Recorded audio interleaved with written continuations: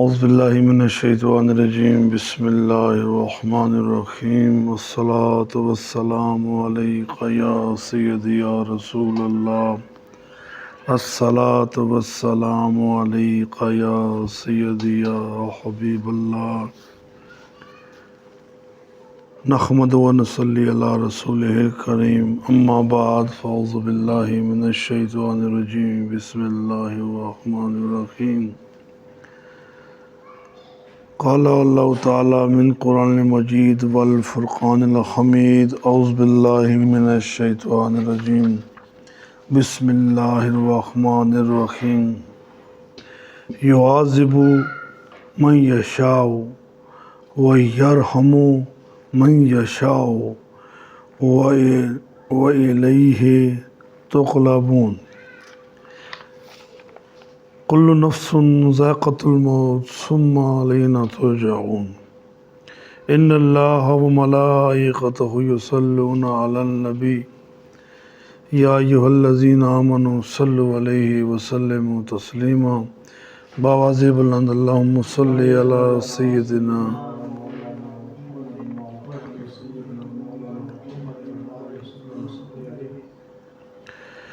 جگہ جی لگانے کی دنیا نہیں ہے جگہ جی لگانے کی دنیا نہیں ہے یہ عبرت کی جا ہے تماشا نہیں ہے جہاں میں ہر سو عبرت کے نمونے مگر تجھ کو اندھا کیا رنگ و بو نے کبھی غور سے یہ بھی دیکھا ہے تو نے جو آباد تھے وہ گھر اب ہے سونے ٹک ہرس ہوس کو چھوڑ میاں کیوں دیس بدیس پھرے مارا قزاق اجل کا لوٹے ہے دن رات بجا کر نکارا کیا بدیا بھینسا بیل شتر کیا چاول گیہوں موٹ مٹر کیا آگ دھواں اور انگارا سب ٹھاٹھ پڑا رہ جائے گا جب لاد چلے گا بنجارا۔ سامعین و حاضرین السلام علیکم ورحمۃ اللہ وبرکاتہ۔ معزز سامعین و حاضرین اور ناظرین، آپ احباب کے سامنے سورہ العنکبوت کی آیت نمبر 21 اور 57 کی تلاوت کی گئی۔ اللہ کے حضور دعا ہے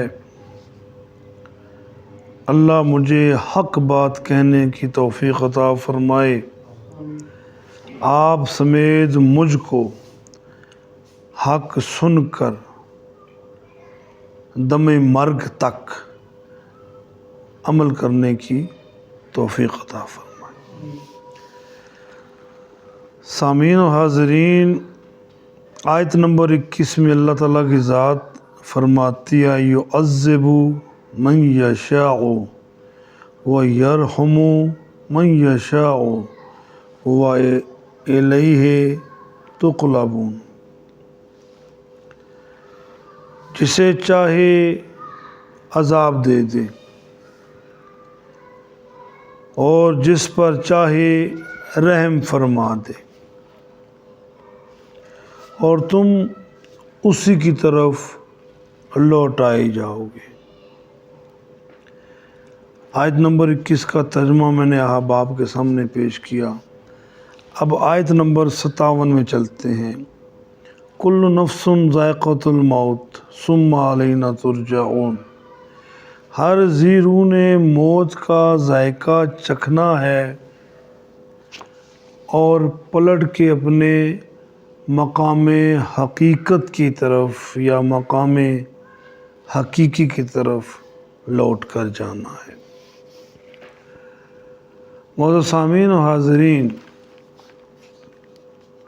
سورہ العنکبوت یعنی مکڑی کا جالا، عنکبوت مکڑی کو بولتے ہیں، اس نام سے یہ سورہ پاک قرآن پاک میں موجود ہے۔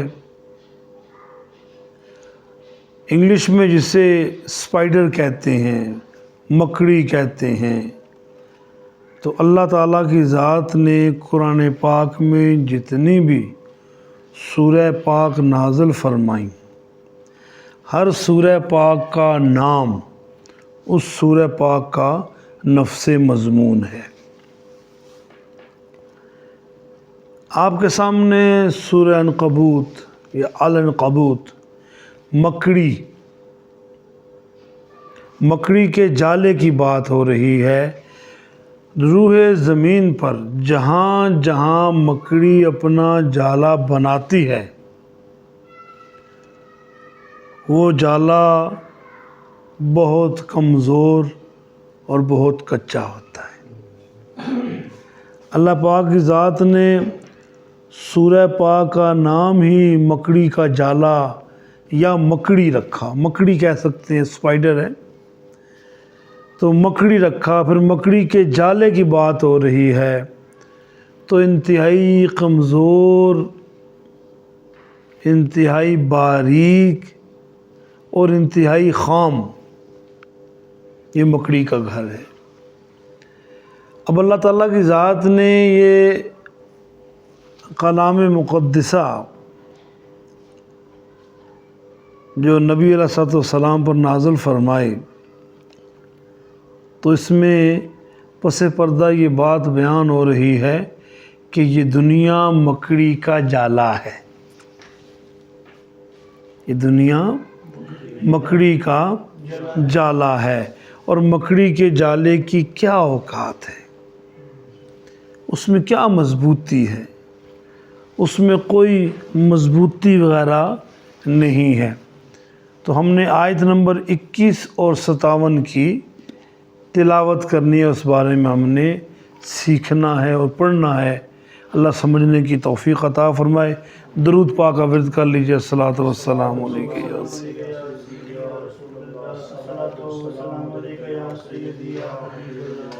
دیکھیں جی، یہ عنوان، یہ مضمون آپ نے بارہا سماعت فرمایا، بارہا آپ نے سنا، سینکڑوں ہزاروں خطاب اس موضوع پر موجود ہیں۔ کل نفس ذائقۃ الموت ثم الینا ترجعون، لاکھوں کی تعداد میں اس آیا مبارکہ پر یا ان آیات مبارکہ پر بیان آپ نے سماعت فرمائی، تو بار بار یہی پڑھا جا رہا ہے۔ میں دن کو بھی بات کر رہا تھا، قبلہ صوفی صاحب موجود تھے نشست میں، صبح فجر کے وقت بات ہوئی تھی نماز کے بعد، کہ جی بار بار ایک ہی ذکر ہو رہا ہے، بار بار ایک ہی ذکر ہو رہا ہے، بار بار ایک ہی ذکر ہو رہا ہے۔ اللہ تعالیٰ کے کلام کی یہ شان ہے اور یہ ندرت عظیمہ ہے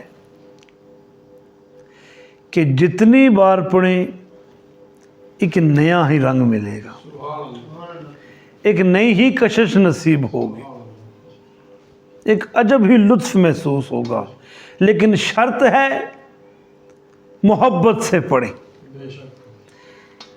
الف لام میم سے لے کر والناس تک ہزاروں، لاکھوں، کروڑوں لوگ پڑھ رہے ہیں، اور اس کلام پاک کی سدا بہاریت کی یہ زندہ مثال ہے کہ محبت سے جب بھی پڑھیں گے ایک عجب ہی لطف دے گا، ایک عجب ہی گفتگو آپ کی سماعتوں کی نظر ہوگی۔ تو بار بار یہ دہرایا جا رہا ہے، بار بار یہ پڑھا جا رہا ہے۔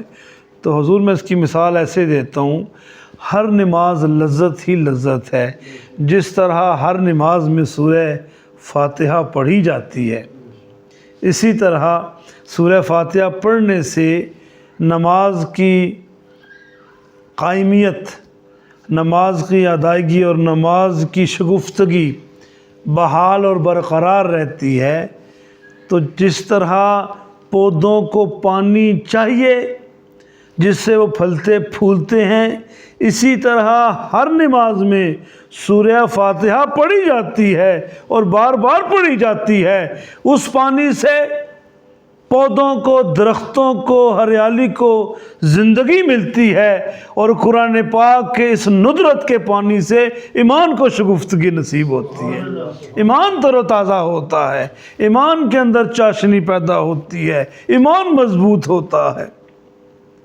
ایک انسان اگر اس چیز کو اور غور سے دیکھے، قبلہ میرے صاحب، اور غور سے اگر دیکھے تو یہ بات بھی سمجھ آتی ہے کہ دن میں 3 مرتبہ تو کھانا ہر شخص کھاتا ہے، رمضان شریف میں 2 وقت میں کھاتا ہے، لیکن جس طرح جسم کے لیے خوراک ضروری ہے، اسی طرح باطن کے جسم کے لیے قرآن پاک کی تلاوت ضروری ہے، قرآن پاک کی تلاوت ضروری ہے۔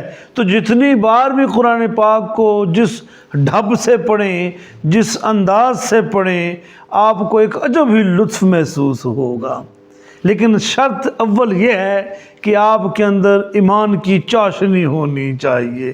کتاب وہی ہے، ہزاروں سال سے لوگ اس کتاب کو پڑھ کے ولایت بھی پا رہے ہیں، قلندریاں بھی پا رہے ہیں، مجذوبیت بھی پا رہے ہیں، علم بھی پا رہے ہیں، اور کامیابیاں بھی حاصل ہو رہی ہیں۔ تو کتاب وہی ہے، کتاب پاک، کلام پاک وہی ہے، لیکن دیکھیں جب سے کائنات وجود میں آئی، ہر شخص ہدایت کے لیے قرآن پاک کو ہی استعمال کرتا ہے، اس کی تعلیمات پر عمل کرتا ہے۔ یہ تو کھلے بندوں بات ہے کہ یہ بات چلتی اور چلتی رہے گی قیامت تک۔ یہ کلام پاک اپنی خوبصورتیاں اور اپنی توانائیاں اور اپنی محبتیں اور اپنی لذتیں اسی طرح پڑھنے والوں کو عطا کرتا رہے گا۔ تو سامعین میں عرض کر رہا تھا کہ آج ہم نے قرآن پاک کے اندر سے فلسفہ آخرت بیان کرنا ہے، ہم نے آخرت کا فلسفہ بیان کرنا ہے۔ یاد رکھے ہر چیز شروع ہوتی ہے، پھر اس کا ایک درمیان ہوتا ہے، اور پھر اس کا ایک آخر ہوتا ہے۔ یہ دنیا ہے پیارے، اس کا قانون، اس کا انداز، اس کے طور اطوار طریقے بالکل ویسے ہی ہیں جیسے تو سوچے گا۔ آقا علیہ الصلوۃ والسلام فرماتے ہیں کہ دنیا ہر اس شخص کے لیے آخر میں ایسی ہی ہوگی جیسی اس نے شروع میں حاصل کی، جیسے اس نے شروع میں حاصل کی۔ اللہ تعالیٰ کی ذات بتا رہی ہے۔ میں آپ کو اپنی اگزامپل دیتا ہوں، ہم گفتگو کی طرف چل نکلے ہیں کہ سب چیزوں سے ضروری چیز آخرت کی تیاری ہے۔ میں اپنی مثال آپ کے سامنے پیش کرتا ہوں۔ مجھے شوگر کا مرض ہے، کیلسٹرول ہے، ہائی بلڈ پریشر ہے، میں بیمار ہوں، اور اللہ پاک کے کرم سے جب میں اپنے نشست پہ ہوتا ہوں تو ساری بیماریاں چھوڑ کے یہاں سے چلی جاتی۔ میں الحمدللہ اس کا شکر ادا کرتا ہوں کہ اس نے مجھے توفیق دی کہ میں اس کے کلام کی بات کر سکوں اور اس کے بندوں سے کر سکوں۔ تو ڈاکٹر نے مجھے کہا جی آپ نے میٹھا نہیں کھانا، آپ نے نمک والی چیز نہیں کھانی۔ میں نے کہا جی ٹھیک ہے، نہیں کھاتے، چھوڑ دی۔ اب ڈاکٹر کے کہنے پر حلال چھوڑ دیا، ڈاکٹر کے کہنے پر حلال چھوڑ دیا، اور اللہ کہتا ہے حرام چھوڑو تو حرام ہی نہیں چھوڑتے۔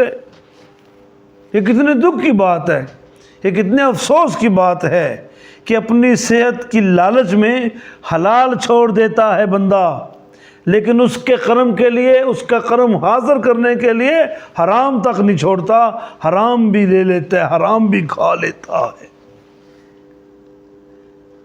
ایک بچہ جو کمرہ امتحان میں جاتا ہے وہ تیاری سے جاتا ہے، بغیر تیاری کے، بغیر پلاننگ کے وہ کمرہ امتحان میں، کمرہ جماعت میں نہیں بیٹھ سکتا۔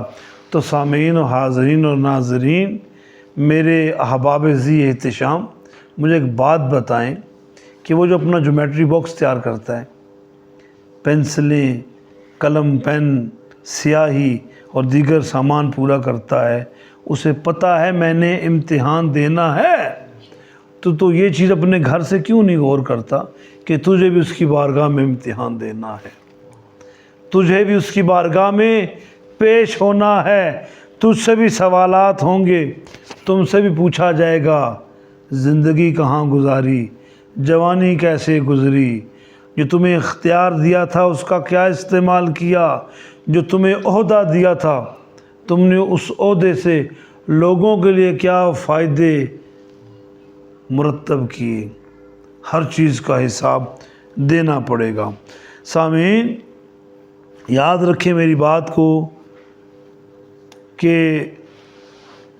یہ جو ہے نا نفس یہ نفس نیکی کی طرف اس کا جھکاؤ نہیں ہوتا، برائی کی طرف، گناہ کی طرف بھاگ کے جاتا ہے۔ یہ جو نفس ہے نا، یہ نفس شیطان کا باپ ہے۔ اسی نفس سے مغروریت پا کر شیطان نے اللہ کے حکم کو معاذ اللہ پسے پشت ڈال دیا اور آدم علیہ السلام کو سجدہ تعظیمی نہ کیا۔ یہ نفس ہی تھا جو شیطان کا باپ ہے، شیطان کا باپ ہی تھا، تو تبھی نفس کے بیٹے شیطان نے وہی کیا جو اس کے باپ نفس نے اسے بتایا۔ ہر بندہ کچھ نہ کچھ تیاری میں لگا ہوا ہے، کوئی کیا بننے کی کوشش کرتا ہے، کوئی کیا امتحان دے رہا ہے، کوئی کس ڈگری کے لیے مارا پھر رہا ہے، کوئی دیار غیر میں حصول علم کے لیے ٹھہرا ہوا ہے، کوئی حصول علم کے لیے کتنے پاپڑ بیلتا ہے، اپنی منزل پانے کے لیے کتنا کچھ جتن کرتا ہے، لیکن سامعین یہ تیاری ساری بیکار ہے۔ جی ہاں، یہ تیاری ساری بیکار ہے۔ دنیا کے لیے اتنی محنت کرو جتنا دنیا میں رہنا ہے، اور آخرت کے لیے اتنی تیاری تو ضرور کرو جتنا آخرت میں رہنا ہے۔ دنیا کے لیے اتنی تیاری کرو جتنا تم دنیا میں رہو گے، اور آخرت کی اتنی تیاری کرو جتنا آخرت میں تم نے رہنا ہے۔ تو ہمارا جو نظام ہے وہ تھوڑا سا عجیب ہے، اور ہم اپنی منمانیاں کرتے ہیں، اپنے نظریات کو بہتر سمجھ کر، اور صبح و شام یہی گردان ہم نے پکائی ہوئی ہے، دنیا دنیا دنیا۔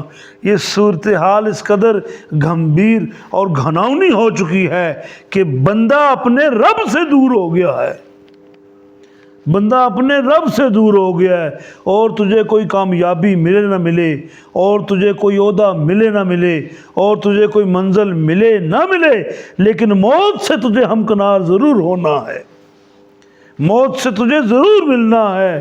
اور آج کی جو گفتگو ہے وہ یہی ہے، تیاری صرف آخرت کی کرو، تیاری صرف آخرت کی کرو، تیاری صرف آخرت کی کرو، باقی تیاری کا جو معاملہ ہے وہ اللہ پر چھوڑ دو۔ جو چیز تمہارے لیے ہے، جس کا تمہارے لیے حکم قوی ہے کہ وہ یہ کہ تمہیں اگر کوئی تیاری کرنی ہے تو آخرت کی تیاری کرو، کیونکہ یہ فکر نہ کرو کہ تم دنیا میں آگے کھاؤ گے کہاں سے، پیو گے کہاں سے۔ یہ سارا معاملہ اللہ نے اپنے ذمہ لیا ہوا ہے۔ کیا آپ نے وہ حدیث پاک سماعت نہیں فرمائی؟ بخاری شریف کی اتنی مستند حدیث پاک ہے کہ رسول پاک صلی اللہ علیہ وآلہ وبارک وسلم وصلی علیہ فدا کا ابی و امی، آپ دیوار کی مرمت فرما رہے ہیں، پتھروں کی دیوار گارے سے لگا رہے ہیں، گورے گورے ید اللہ والے ہاتھ گارے کو چھو رہے ہیں، گارا بھی خوش نصیب ہے، وہ پتھر بھی خوش نصیب ہیں۔ حضور اپنے کام میں مصروف ہیں کہ پاس سے دو صحابی رسول جو سگے بھائی تھے گزرے، ان کے دل میں خیال آیا کہ ہم بھی آقا کے ساتھ تھوڑی سی مدد کریں، ہم بھی اپنا ساتھ دیں، ہم بھی اپنی محبت کا اظہار فرمائیں۔ تو ایک بھائی نے وہ کاٹڑا اٹھا لیا اور گارا اٹھا کے دیتا، دوسرا بھائی پتھر اٹھا کے دیتا۔ آقا علیہ الصلوۃ والسلام اپنے ہاتھوں سے پتھر رکھتے، اور ظہر کا وقت ہو گیا، ظہر کا ویلا ہو گیا، حضور نے کہا بچوں اب نماز کا وقت ہو گیا ہے، جو کام آج کرنا تھا وہ ہو چکا، اب تم اپنے اپنے گھروں کو جاؤ۔ تو جب وہ جانے لگے تو حضور نے کہا بات سن کے جاؤ، وہ بات تیرے لیے، میرے لیے، آپ سب کے لیے ہے، آپ سب کے لیے، جہاں جہاں تک یہ آواز آ رہی ہے ہم سب کے لیے، آپ سب کے لیے۔ حضور نے فرمایا میرے بچوں میری ایک بات کو یاد رکھو، جب تک تم زندہ ہو رزق کی فکر نہ کرنا ہو۔ جب تم پیدا ہوئے تھے تمہارے جسم پر ایک چھلکا تک نہ تھا، تم محتاج تھے۔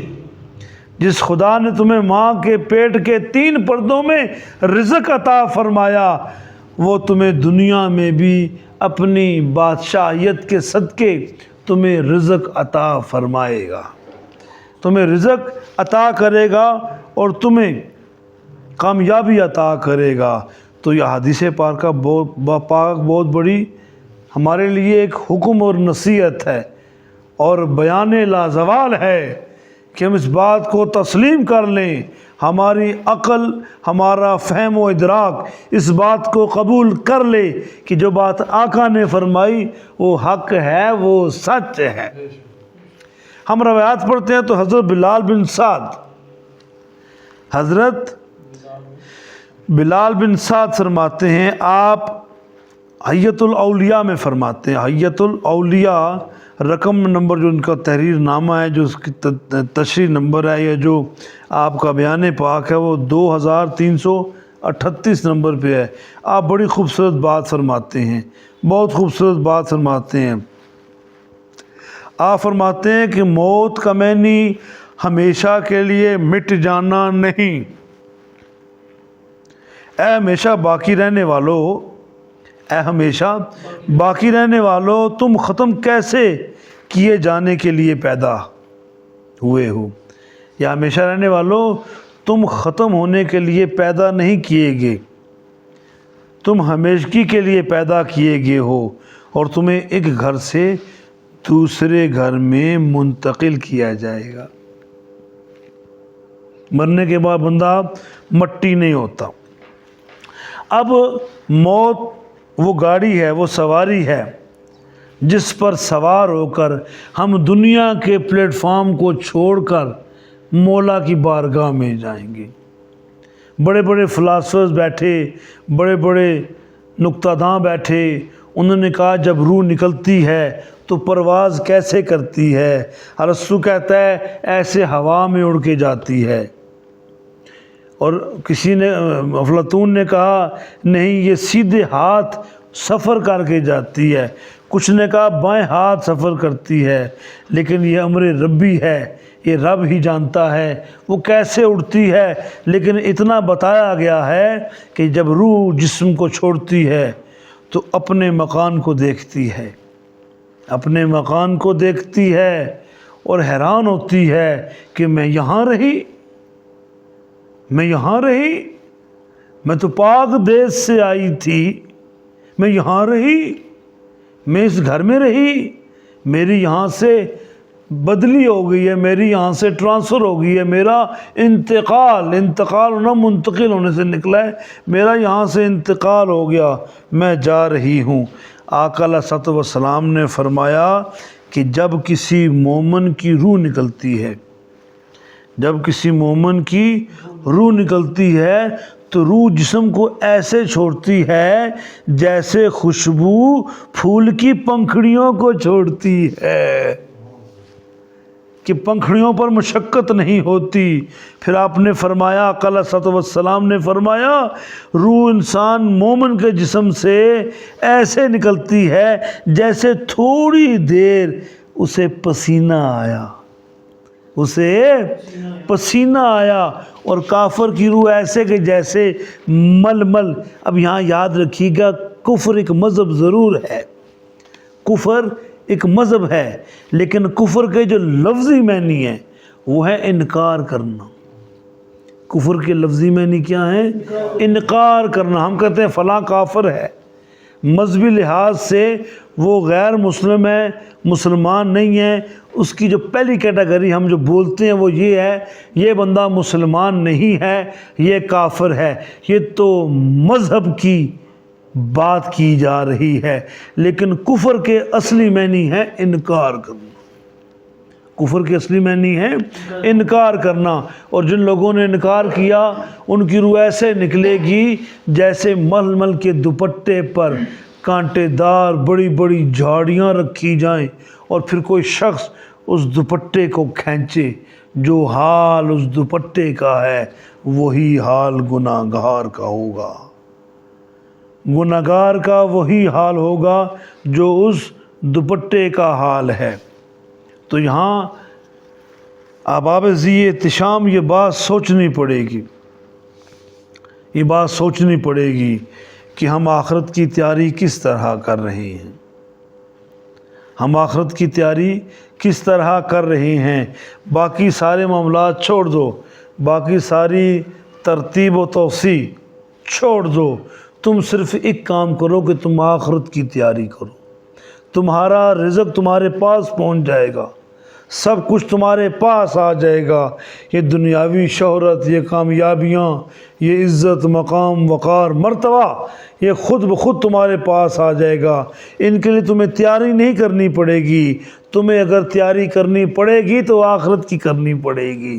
بس تم نے یہ تیاری کرنی ہے، تم نے اور کوئی تیاری نہیں کرنی. رزق کہاں سے آئے گا؟ مولا دے گا. شہرت کہاں سے آئے گی؟ مولا دے گا. اولاد کیسے نصیب ہوگی؟ مولا دے گا. مولا سارے کام تیرے ذمہ ہیں، سارے کام تو کرتا ہے. رب کہتا ہے سارے کام میرے ذمہ ہیں، تو جہاں ٹھہرے تیری روزی وہاں پہنچے گی. کیا کبھی سنا، کیا کبھی کسی سے بات کرتے سنا کہ آپ کہیں مہمان جائیں اور آپ اپنی روزی ساتھ لے کر جائیں؟ نہیں پتر، نہیں نہیں نہیں نہیں. رب تمہاری روزی وہاں پہنچا دیتا ہے، مالک تمہاری روزی وہاں پہنچا دیتا ہے. تم کبھی اپنے گھر سے اپنے کنستر کا آٹا لے کر نہیں گئے، اور تمہارا کیوں نہیں یقین بیٹھتا؟ تمہارا رزق اللہ بندوبست کر دیتا ہے. تم کسی کے گھر مہمان جاؤ تو تم اپنا رزق ساتھ لے کر نہیں جاتے. بہت ہوا رستے سے کوئی مٹھائیاں پھل لے لیے، لیکن تمہارا رزق وہاں پہنچا دیتا ہے میرا مالک. کہ تم رزق کی فکر کرتے ہو، رزق کہاں سے آئے گا؟ اور نادان یہ فکر چھوڑ، باقی سارے کام رب کہتا ہے میرے سپرد ہیں. تیرے جسم کے تانے بانے، تیری سانسوں کا چلنا، تیری سانسوں کا پلٹ کے آنا، تیری زندگی، تیرے ادوار زندگی، تیرے نشست و برخاست، تیرے معاملات، گھر بار، گھر گرستی، سب میرے ذمہ ہے. تیرے ذمہ صرف ایک کام ہے کہ تو نے آخرت کی تیاری کرنی ہے. کل تجھے میرے سامنے آنا پڑے گا. کیا معمولی بات ہے؟ یہ معمولی بات ہے بادشاہ کے سامنے کھڑا ہونا؟ یہ معمولی بات ہے؟ آج کوئی معمولی سپاہی، تھانے دار، پولیس والا، کوئی آرمی والا، کوئی بڑا افسر آپ کو بلائے، آپ اس کے سامنے کھڑے نہیں ہو سکتے، تو اس کے سامنے کیسے کھڑے ہوگے؟ اس کے سامنے بھی تمہیں کھڑا ہونا ہے. تو آپ کہتا ہے سارے کام میرے بندے، سارے کام میرے ذمہ، سارے کام میرے ذمہ. تیرے ذمہ صرف ایک کام ہے. وہ کام کیا ہے؟ وہ کام یہ ہے کہ تو صرف آخرت کی تیاری کر. تجھے کسی افسر سے ملنا ہو، کسی صاحب سے، بابو سے ملنا ہو، تو اچھے لباس کا انتخاب کرتا ہے. شیشے کے سامنے کھڑا ہو کر اپنے بالوں کی کنگھی مانگ نکالتا ہے کہ تجھے آج فلاں افسر کے سامنے پیش ہونا ہے. جو تمام افسروں کا افسر ہے، اس کا سامنا تو اور میں کیسے کریں گے؟ کیا تیرے میرے اعمال اس قابل ہیں کہ ہم اس کی بارگاہ میں منہ اٹھا کے بات کریں؟ ہم نہیں کر سکتے. رب کہتا ہے سارے کام میرے ذمہ ہیں. بندیا تیرے ذمہ صرف ایک کام ہے کہ تو آخرت کی تیاری کر، آخرت کی تیاری کر، آخرت کی تیاری کر. مولا کہاں سے کروں؟ اور تجھے قرآن پاک دیا ہے، تجھے پیارے مصطفیٰ کریم کی سنت پاک دی ہے، حیات مبارکہ نبی کریم صلی اللہ علیہ وسلم کی دی ہے. حیات مبارکہ کو دیکھ، میرے محبوب کی اداؤں پہ غور کر، میرے محبوب کی محبت پر غور کر، میرے محبوب کے بتائے ہوئے رستے پر چل، تلاوت کر. یہ کام تجھے دے دیا کہ تو اس سے اپنے لیے موت کھوتی تلاش کر، اس کے اندر سے اپنے لیے رستہ متعین کر، آخرت کی تیاری کر بندے، آخرت کی تیاری کر۔ دنیا چند روز ہے، ایک بار گیا تو گیا، ایک بار گیا تو گیا، تو اس لیے ہمیں آخرت کی طرف زیادہ توجہ دینی چاہیے۔ درود پاک پڑھ لیجیے، بسم اللہ۔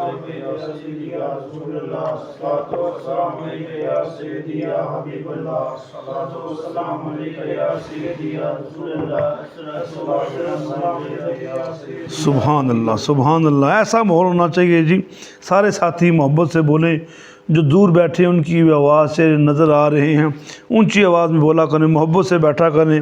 یہ صرف نہیں کہ صرف مقرر ہی محبت سے بیٹھے، سامعین کے اندر بھی محبت ہونی چاہیے۔ جب سامعین کے اندر محبت ہوگی تو آٹومیٹیکلی بولنے والے کو بھی ذرا اس میں لطف اور محبت کا عنصر ملے گا۔ اب فیصلہ بندے آپ نے کرنا ہے کہ جتنا دنیا میں رہیں گے اتنی دنیا کے لیے محنت کریں،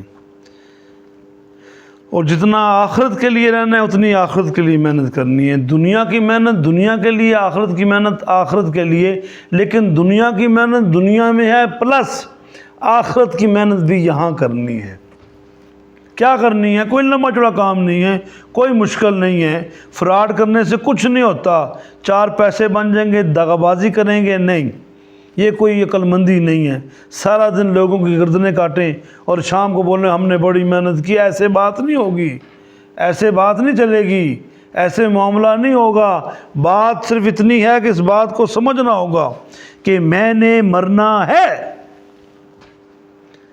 کل میں گندا مندڑا اپنے رب کے سامنے پیش ہو جاؤں گا، میرا منہ دکھانے والا ہے، میرے منہ دکھانے والا ہے۔ کیا میرے اعمال اتنے اچھے ہیں کہ میں یہ اپنا چہرہ اٹھا کے اس کی رحمت کی طرف دیکھوں؟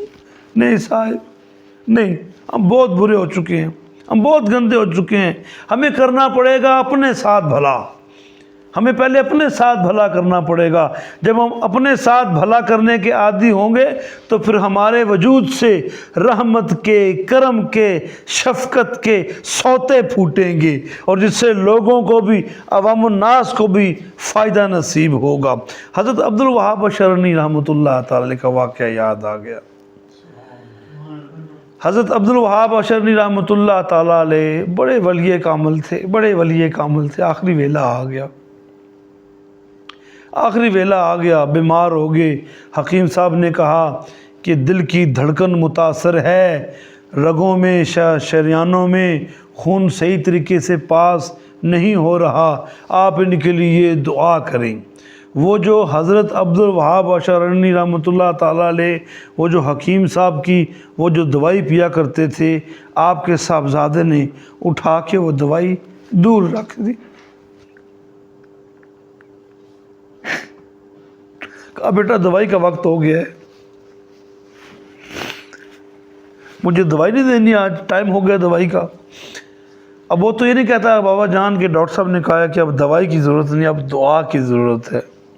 کہا بیٹا مجھے دوائی کیوں نہیں دے رہے؟ تو آپ کی صاحبزادی آتی ہیں، انہوں نے بھائی سے وہ دوائی کی شیشی لے کر تھوڑی سی اور دور رکھ دی۔ سمجھ گئے، بس کہانی ختم۔ آپ نے رونا شروع کر دیا، آپ نے رونا شروع کر دیا۔ آپ کے مریدین اور آپ کے بچے کہنے لگے آپ کو موت سے ڈر لگ رہا ہے، ساری زندگی لوگوں کو درس دیتے رہے، آج خود پہ بنی ہے تو رونا آ گیا ہے۔ آپ نے فرمایا یہ بات نہیں ہے، یہ بات نہیں ہے، ایک ایسے رستے پر جا رہا ہوں جو پہلے گیا نہیں، نہ جانے کتنی گھاٹیاں ہوں گی، نہ جانے کتنے جنگل ہوں گے، میں واقف نہیں، اور جا بھی اس بادشاہ کی بارگاہ میں رہا ہوں جس کے لیے پوری زندگی میں وہ سجدہ سجود رہا۔ سوچ رہا ہوں کس انداز میں جاؤں گا، کس ڈھب میں جاؤں گا، کس چال میں جاؤں گا۔ اے میرے مریدوں، مجھے مرنے کا غم نہیں ہے، غم یہ ہے کہ میں اس بادشاہ کے سامنے پیش کیسے ہوں گا۔ یہ اللہ کے نیک بندوں کا حال ہے، تو اور میں تو گندگی میں لتھڑے ہوئے گندے لوگ ہیں، تیرا میرا کیا بنے گا؟ تیرا میرا کیا حشر ہوگا؟ سوچ لے، تیرا میرا کیا حشر ہوگا؟ اب جو بندہ جیسی زندگی گزارتا ہے اس کی موت بھی ویسی ہی ہوتی ہے، جیسی وہ زندگی گزارتا ہے نا اس کی موت بھی ویسی ہی ہوتی ہے۔ کہتے ہیں ہسپتال میں بندے نے بات سنائی کہ بابا جی وہ جو نرس آتی انجیکشن لگانے کے لیے اس کو بھی گالیاں دیتے، ڈاکٹرز کو بھی گالیاں دیتے، گندی گندی گالیاں دیتے۔ اب اس بابے کو کوئی کیا کہتا کہ بابا جی کلمہ پڑھو، تو کسی نے بتایا جی یہ زندگی میں اس طرح لوگوں کو بہت زیادہ گالیاں دیا کرتے تھے، آج وہی گالیاں زبان پر چڑھ گئی ہیں۔ صوفی خالد صبح سویرے تو تسبیحات پڑھتا ہے، منہ اندھیرے تسبیحات پڑھتا ہے، ذکر کرتا ہے عادت پختہ کرنے کے لیے، جب عادت پختہ ہو جائے گی تو کلمہ خود بخود چلے گا، درود پاک خود بخود چلے گا۔ یہ جو تسبیح پڑھنا ہے نا یہ دانے پہ دانہ رکھنا ہو، یہ عادت کو ایک کیفیت کی طرف لے کے جانا ہوتا ہے، عادت بنانی ہوتی ہے، عادت اختیار کرنی ہوتی ہے۔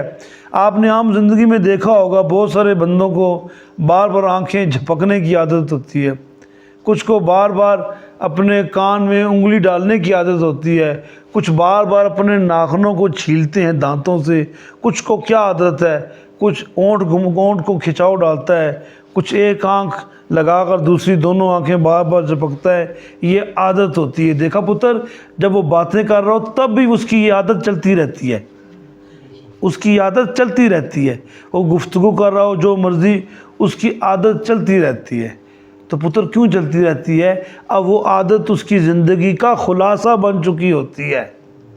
تو تم بھی درود پاک پڑھنے کی، کلمہ پاک پڑھنے کی عادت اپنا لو، پتر عادت بن جائے گی تو موجیں ہی موجاں ہو جائیں گی۔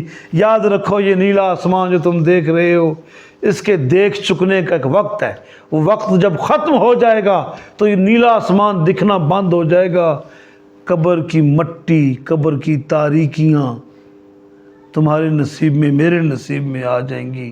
یہ خوشبوئیں، یہ چمکتا سورج، یہ لو بکھیرتی ہوئی چاندنی، یہ سب اپنے وقت مقرر تک رہیں گی اور پھر ختم ہو جائیں گی۔ آپ موبائل تو یوز کرتے ہیں نا جی، موبائل تو یوز کرتے ہیں نا، تو آپ کو پتہ ہے نا کون سا کوڈ لگائیں تو بیلنس ملتا ہے، ٹھیک ہے؟ ایک کال کریں تو آپ موبائل ملا کے اس کا بیلنس چیک کرتے ہوئے کتنی بات ہوئی، کتنی رہتی ہے، کتنی کال کی ہے اور کتنا پیکج باقی رہ گیا ہے، یہ چیک کرتے ہو نا آپ، یہ چیک کرتے ہو نا؟ تو خدا کے بندو جب یہ تم چیز چیک کرتے ہو تو تم اس بات کا اندازہ کیوں نہیں لگاتے کہ تمہارے موبائل میں میسج آئے بھی تمہارے پاس اتنا ڈاٹا باقی رہ گیا ہے، تمہارے پاس اتنے سورس آف انٹرنیٹ باقی رہ گئے ہیں، تو تمہیں پھر تھوڑی سی اس بات کی فکر لاحق ہوتی ہے یا تمہیں جانکاری ملتی ہے، تمہیں اس بات کا پیغام ملتا ہے کہ ہاں میرے پاس اب موبائل میں اتنا ڈاٹا رہ گیا ہے۔ ادھر بندہ ہاتھ کھڑا کر کے بتائے، میرے خیال میں ہاتھ کو نہیں کھڑا کرے گا، مجھے یہاں پر کوئی ایسا بندہ بتائیں کہ جو دن میں بار بار واٹس ایپ نہیں کھولتا، بار بار فیس بک نہیں کھولتا۔ جب یہ کھولنے کی عادت ہے تو قرآن پاک کھولنے میں جواب زیرو آئے گا۔ تمہیں پتہ ہے پیکج کون سا لگائیں تو کتنا دیر کا پیکج ہے؟ یہ چھوٹی چھوٹی باتیں اس چیز کے لیے سمجھو، جس طرح سویرے بات ہو رہی تھی وہ بکری کے قلادے کی ہیں، سویرے ہو رہی تھی نا بات، تو آپ تدبر کیا کریں، غور کیا کریں، اس بات کو ذہن میں رکھا کریں۔ آج کسی کو دیکھو چہرہ اترا ہوا ہے، چہرہ، بھائی کیوں پریشان ہو؟ او یار میرا فلاں نقصان ہو گیا۔ بھائی تم خیر تو ہے، بھائی کیوں پریشان ہو؟ او جی میرا موبائل گر گیا ہے۔ او بھائی تم بڑے پریشان لگ رہے ہو، کیا بات ہے، کھاؤ۔ وہ کہتا ہے مجھے بھوک نہیں، میں پریشان ہوں۔ ابے کیوں پریشان ہو؟ یار میرا فلاں نقصان ہو گیا ہے۔ اچھا یہ نقصان تمہیں نظر آتی، تم نے تلاوت قرآن پاک نہیں کی، یہ نقصان نہیں ہے، تم نے نماز نہیں پڑھی، یہ نقصان نہیں ہے، یہ بڑا نقصان ہے، یہ بڑا نقصان ہے۔ تو تم سمجھو کہ یہ جو موبائل پہ میسیجز آتے ہیں یہ پیغام ہوتا ہے آپ کی طرف۔ اسی طرح بوڑھیو بابیو، یہ بالوں کا سفید ہو جانا، داڑھی کا سفید ہو جانا، یہ بھی میسیجز ہیں کمپنی والوں کے، یہ بھی کمپنی والوں کے میسیجز ہیں۔ خالد بھائی کہہ رہے تھے مجھے تھوڑا محسوس ہوتا ہے، مجھے کوئی مرض لاحق ہے، مجھے تھکاوٹ بہت ہوتی ہے، یہ میسیج ہے قبلہ آپ کی طرف، یہ قبلہ میسیج ہے، گھٹنوں میں درد ہے، مجھے کمر کا درد ہے۔ اب وہ آواز میں کھنکھناہٹ نہیں رہی، وہ آواز میں دبدبا نہیں رہا، وہ روب نہیں رہا، آواز بہت باریک پتلی ہو گئی ہے۔ تو کیا یہ پیغامات ہیں، یہ میسیجز ہیں، یہ میسیجز آپ کو مل رہے ہیں۔ اور ایسے حالات بھی دیکھے ہیں، ایسا وقت بھی دیکھا ہے کہ تم کھانا گرم کرو جی میں ابھی آتا ہوں، وہ کھانا ابھی اوون کے اندر یا توے کے اوپر آگ کے اوپر پڑا ہوا ہے، کھانے والا ہی چلا گیا، کھانے والا ہی چلا گیا۔ اور یاد رکھو جیسی زندگی ویسی موت، جیسی زندگی ویسی موت، اور جیسی موت ویسا حشر، جیسی موت ویسا حشر۔ اور قرآن پاک میں کہا گیا کہ دنیا متاع الغرور ہے۔ کیا؟ دنیا متاع الغرور ہے، یہ دھوکے کی جگہ ہے، یہ فریب کی جگہ ہے۔ یہ کہاں لکھا ہوا ہے؟ قرآن پاک میں۔ یہ دنیا دھوکے کی جگہ ہے۔ تو کوئی شخص ہے جو معاذ اللہ قرآن پاک کا انکار کرے؟ مومن تو نہیں کرے گا، مسلمان تو نہیں کرے گا۔ جب یہ لکھا ہوا ہے تو تمہیں سمجھ کیوں نہیں آ رہی بات کی؟ تم موبائل کا کوئی رانگ پاس ورڈ یوز نہیں کرتے، کوئی رانگ ورڈ پہ آپ کلک نہیں کرتے کہ یار موبائل خراب نہ ہو جائے، ہینگ نہ ہو جائے۔ اور یار تسی اتنے چلے ہو گئے ہو ہیں، تم اتنے سٹھیا گئے ہو کہ اللہ کہتا ہے کہ دنیا متاع الغرور ہے، تو تمہیں اس بات کی سمجھ کیوں نہیں آ رہی؟ کیا اس سے بڑا بھی کوئی واعظ کرنے والا ہے؟ کیا اس سے بڑی بھی کسی کی ذات ہے؟ اور پیارے محبوب آقا علیہ الصلوۃ والسلام کو یہ حکم ہوا کہ آپ بتائیں میرے محبوب دنیا متاع الغرور ہے، دنیا دھوکے کی جگہ ہے، یہ مکڑی کا جالا ہے، اور کل نفس ذائقۃ الموت ثم الینا ترجعون، اور تم نے چکھنا ہے ذائقہ اور پلٹ کے مقام حقیقت کی طرف آنا ہے۔ اور یہ بات تجھے سمجھ کیوں نہیں آتی؟ یہ عقل تیری ذہن میں، تیرے دماغ میں یہ بات کیوں نہیں بیٹھتی؟ تو کتنا بد نصیب ہے۔ آقا علیہ الصلوۃ والسلام فرماتے ہیں دل کو زنگ لگ جائے ہر چیز کو پاک کرنے کا ایک آلہ ہے، دل کو بھی پاک کرنے کا آلہ ہے۔ دل کو زنگ لگ جائے، میرے محترم سائیں روح فقیر جی امتی قبلہ ثقلین حیدر صاحب اور محترم جناب خالد صاحب اور دیگر جملہ رفقا جتنے بھی احباب تشریف فرما ہیں، سب کے ناموں سے میں واقف نہیں ہوں، لیکن سب کے کاموں سے واقف ہوں میں، ناموں سے نہیں لیکن کاموں سے واقف ہوں۔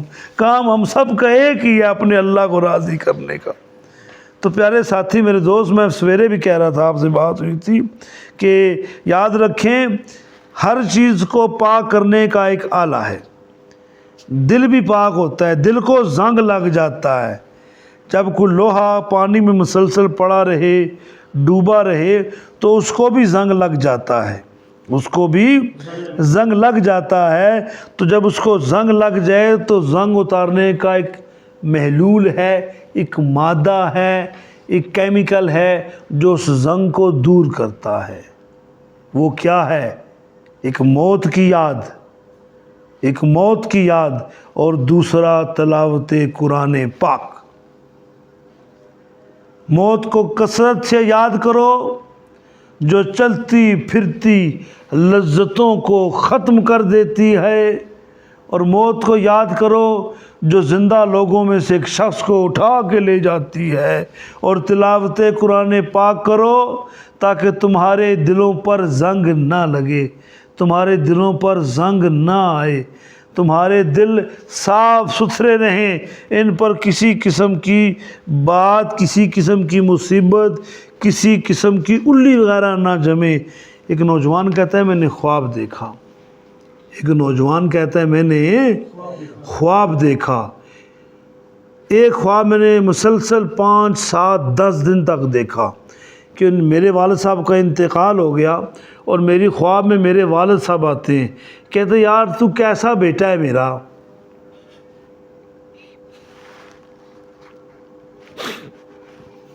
تو کیسا بیٹا ہے میرا، میں نے زندگی ساری تیرے لیے کیا کچھ نہیں کیا، میں بھوکا ہوں، مجھے کھانے نہیں کھلاتے۔ وہ چلا گیا پیر صاحب کے پاس، پیر صاحب میں یہ خواب مسلسل دیکھ رہا ہوں، کہتے ہیں نہ تو صبح کا کھانا دیتا ہے مجھے، نہ دوپہر کا کھانا دیتا ہے، نہ رات کا کھانا دیتا ہے، اور تجھے پتہ ہے میں چائے پیا کرتا تھا، تو چائے کا بھی نہیں پوچھتا، تو میں نے تم بچوں کو کس قدر پیار سے پالا ہے۔ وہ نوجوان روتا ہوا پیر صاحب کے پاس گیا، پیر صاحب مجھے خواب میں میرے والد صاحب کا دیدار ہوا ہے، اور مسلسل 7-10 دن سے میں یہ خواب دیکھ رہا ہوں، اس کی مجھے تعبیر بتائیں۔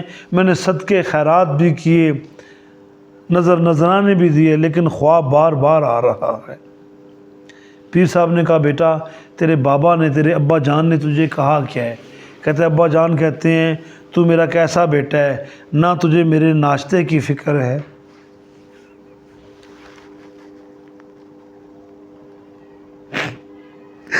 نہ تجھے میرے دن کے کھانے کی فکر ہے، نہ تو مجھے رات کے کھانے کی فکر کرتا ہے، نہ تجھے میرے چائے کی فکر ہے، تجھے پتہ ہے میں رات کو قہوہ پی کے سوتا ہوں۔ پیر صاحب مجھے بتائیں یہ کیا ہے؟ کہا بیٹا مجھے پہلے یہ بتاؤ، کیا تمہارا ضمیر یہ گوارا کرے گا کہ تمہارا باپ بھوکا بیٹھا ہو اور تم کھانے کے مزے لو؟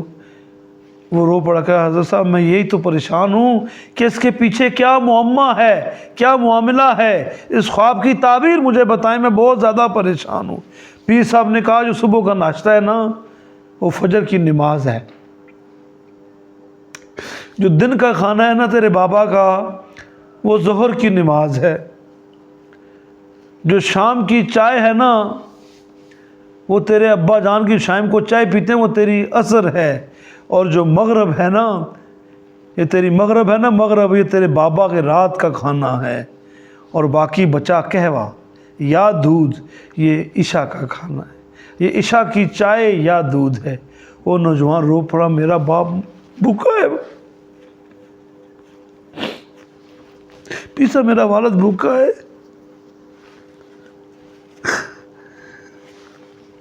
ہاں بیٹا تیرا والد بھوکا ہے۔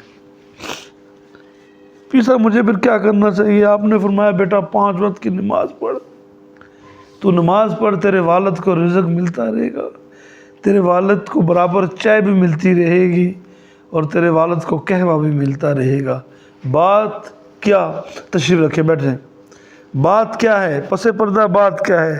پس پردہ بات یہ ہے کہ نیک ماں باپ کی اولاد نیک ہوتی ہے، آپ نیک رہو، اپنے ماں باپ کے لیے سال ثواب کرو، ان کے لیے اچھا سوچو، ان کے سال ثواب کے لیے ان کی مسلسل جد و جہد اور کوشش کرتے رہو کہ ان کے درجات کو اللہ بلندیوں تک لے کے جائے۔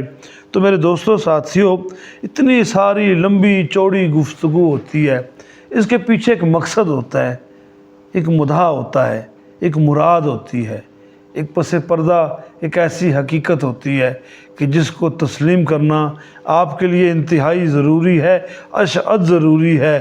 تو میں عرض کر چکا ہوں کہ تم تیاری کرو، تم تیاری کرو، لیکن صرف آخرت کی۔ ہمیں جب کہیں جانا ہو قبلہ، ہمیں جب کہیں جانا ہو تو ہم دنوں کے حساب سے اس جگہ جانے کے بعد جو ہمیں استعمال میں سامان لانا ہے ہم اس مقدار میں سامان اپنے تھیلے میں یا بریف کیس میں یا بیگ میں ڈالتے ہیں۔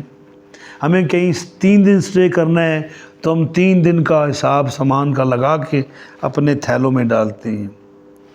ہمیں کہیں زیادہ جانا ہو تو ہمارے سامان کی مقدار کچھ بڑھ جاتی۔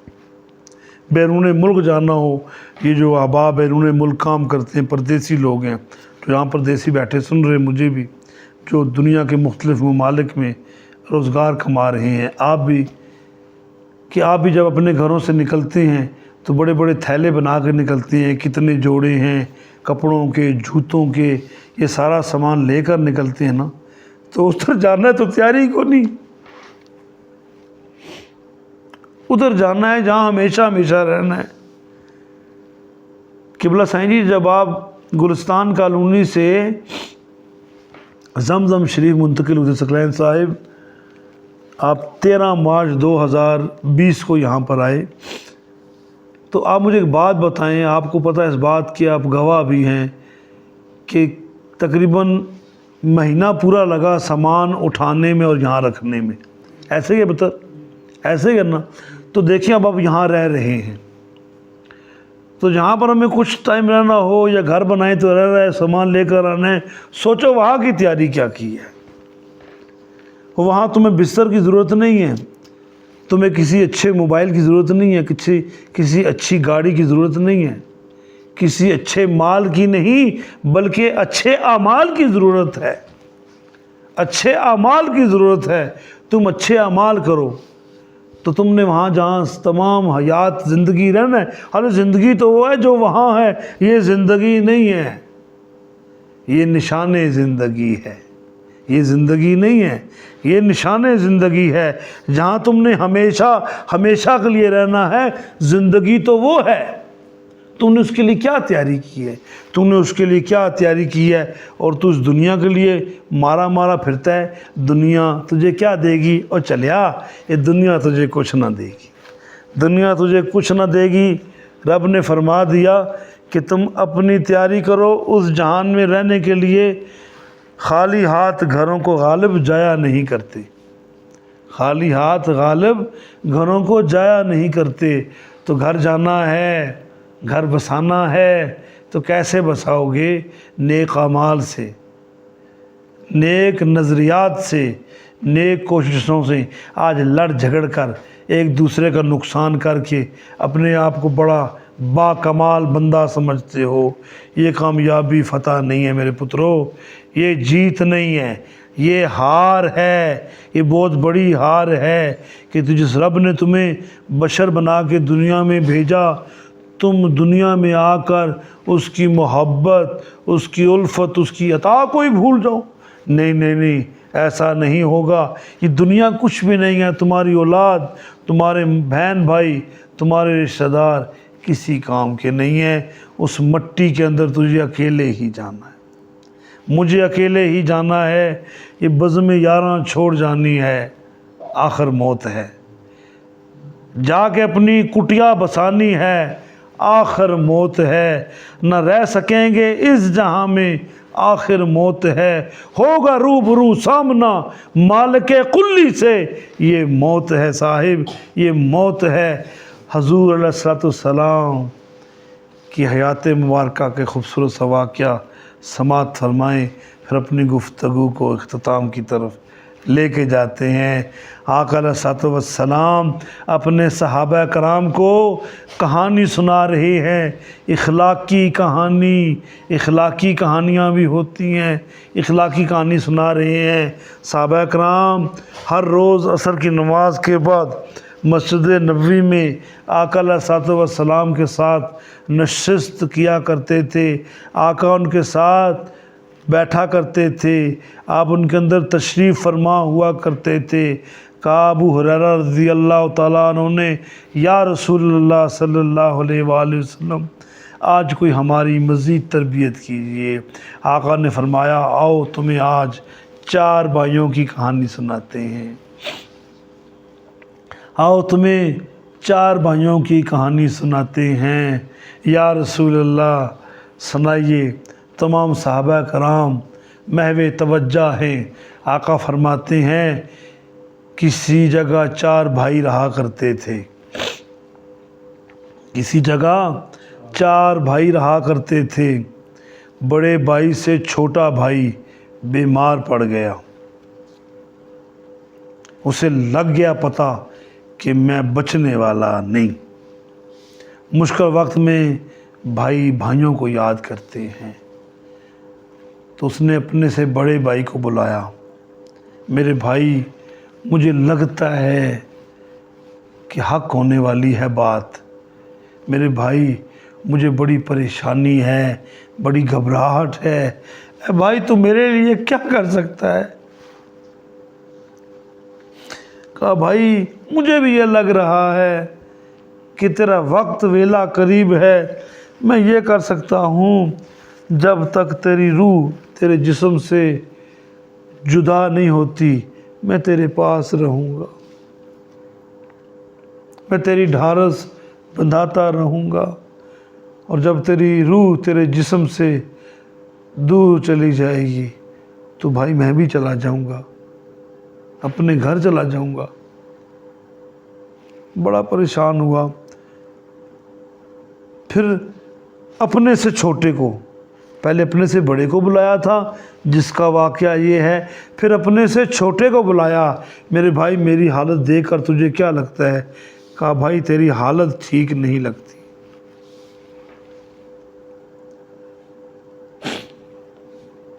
بھائی تو میرے لیے کیا کر سکتا ہے؟ کہا بھائی میں تیرے لیے کیا کر سکتا ہوں؟ جب تو فوت ہو جائے گا میں تیرے مہمانوں کے لیے اچھی جگہ بناؤں گا، اچھے طریقے سے تجھے کفن دفن پہنا کے اچھے طریقے سے رخصت کروں گا۔ کہا یار تو نے بھی حوصلے والی بات نہیں بولی مجھ سے۔ پھر سب سے چھوٹے بھائی کو بلایا، اے میرے بھائی، حضور پاک صلی اللہ علیہ وسلم کی آنکھوں میں آنسو آ گئے۔ کہا بھائی میرے بچنے کے امکانات نہیں، تو میرے لیے کیا کر سکتا ہے؟ بڑے بڑے بھائی آئے، انہوں نے یہ کہا، مجھ سے چھوٹے اور تجھ سے بڑے آئے، انہوں نے یہ کہا، اب تو کیا کہتا ہے؟ بھائی مجھے معاف کرنا، میں نے زندگی ساری تمہاری بات کو بھی نہیں سنا۔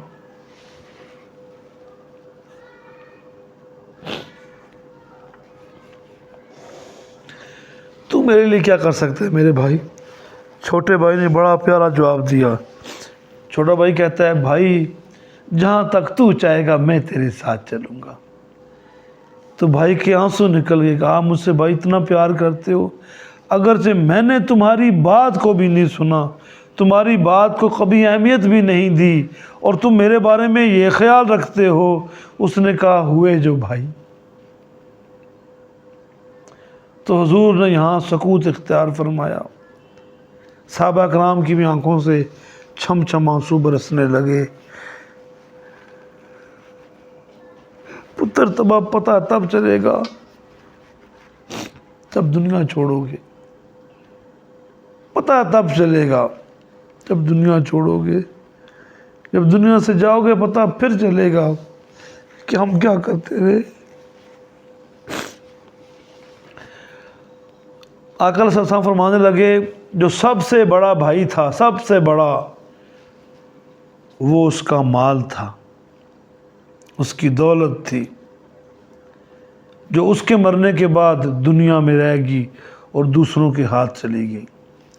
اور جو اس سے چھوٹا بھائی تھا وہ اس کی اولاد ہے، جو قبرستان تک لے جاتی ہے، قبر میں ڈال دیتی ہے اور واپس گھروں کو آ جاتی ہے۔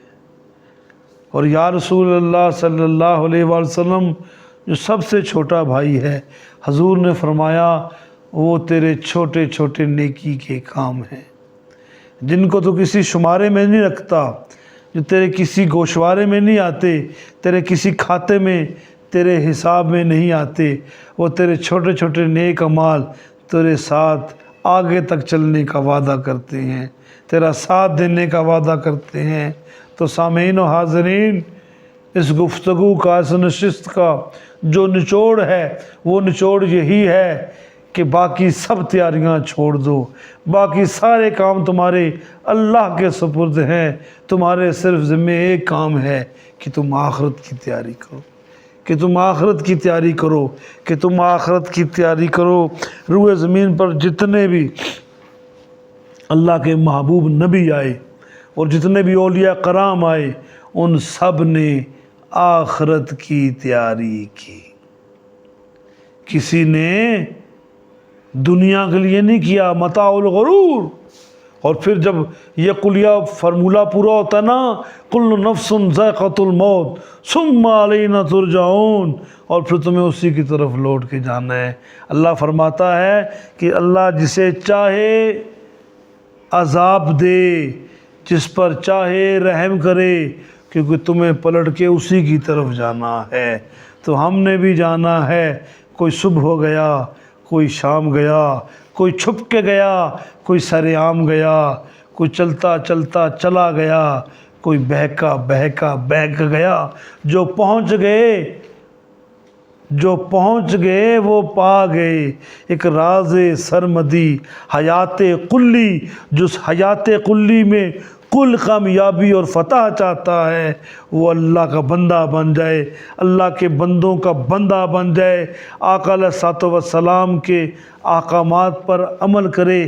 خدا کی قسم، کلام پاک کی قسم، مجھے اس کلام پاک کی قسم، میں اپنی بات تم سے کر رہا ہوں، میں کسی اور کی بات نہیں کر رہا۔ اللہ کی عزت کی قسم، جب سے فقط سائیں دل فقیر جی امتی اس راستے کا مسافر ہوا ہے، خدا قسم حضور مجھے اپنے لگتے ہیں، حضور مجھے اپنے سے لگتے ہیں۔ میں یہ سمجھتا ہوں کہ وہ میرے ہیں، وہ میرے ہیں اور میں ان کا ہوں۔ میں قسم اٹھا کے بولتا ہوں، آپ سب لوگ جہاں جہاں میری بات سن رہے ہیں، لا الہ الا اللہ محمد رسول اللہ، جو میرے دربار کے درباری ہیں، آج اس بات کی وہ بھی تائید کریں گے، جو ان کا ہو گیا ان کا زمانہ ہو گیا۔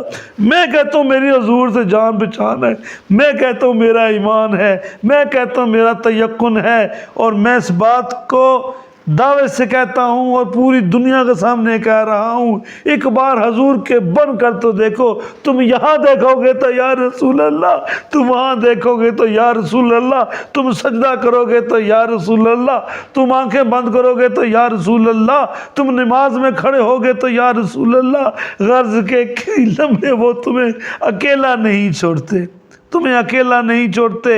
بندے تیرے پہنچنے میں دیری ہے، تیرے جانے میں دیری ہے، ان کی عطا کرنے میں کوئی دیری نہیں۔ اور جو حضور کا ہو گیا اس کا زمانہ ہو گیا، حضور کا ہو گیا اللہ کا ہو گیا، اللہ کا ہو گیا۔ اور اللہ کی توحید ذات مصطفیٰ سے ہے، اللہ کی توحید ذات مصطفیٰ سے ہے، اللہ کا وجود ذات مصطفیٰ سے ہے۔ تو بات ختم ہوتی ہے، کل نفس ذائقۃ الموت ثم الینا ترجعون۔ اللہ تعالیٰ عمل کرنے کی، سمجھنے کی توفیق عطا فرمائے۔ وما توفیق الا باللہ، وآخر دعوانا الحمد للہ رب العالمین۔